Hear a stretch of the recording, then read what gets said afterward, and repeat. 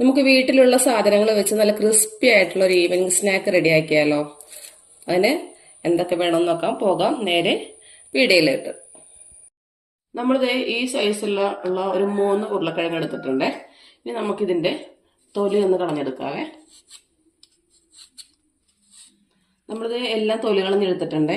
ഇനി ഞാനിത് ഈ റൗണ്ടിൽ ചെറുതായിട്ട് കനം കുറച്ച് അരിഞ്ഞെടുക്കുകയാണ്. ഇങ്ങനെ തന്നെ അരിയണമെന്ന് ഒരു നിർബന്ധമില്ല. നമുക്കിത് വേവിച്ച് ഉടച്ചെടുക്കാനുള്ളതാണ്. ഞാനിപ്പോൾ സമയമില്ലാത്തതുകൊണ്ടൊന്ന് വേഗത്തിൽ വെന്ത് കിട്ടാൻ വേണ്ടിയിട്ടാണ് ഇതേപോലെ കനം കുറച്ച് വട്ടത്തിലരിയണത്. ഇപ്പം ഒരു ഉരുളക്കിഴങ്ങ് ഫുള്ളായിട്ടിട്ട് കുക്കറിലിട്ടൊരു വിസിൽ കേൾപ്പിച്ചാലും മതി. എന്നിട്ട് നമുക്ക് കൈ കൊണ്ട് ഉടച്ചെടുക്കാനുള്ളതാണ്. അപ്പം ഞാനിപ്പോൾ വേഗത്തിൽ കിട്ടാൻ വേണ്ടിയിട്ട് ഈ സൈസിൽ അരിഞ്ഞെടുക്കണം. നമ്മളിത് ഉരുളക്കിഴങ്ങ് കഴുകി ആ പാത്രത്തിലാക്കി എടുത്തിട്ടുണ്ട്. ഇനി നമുക്കത് ഒന്ന് വേവിച്ചെടുക്കാം.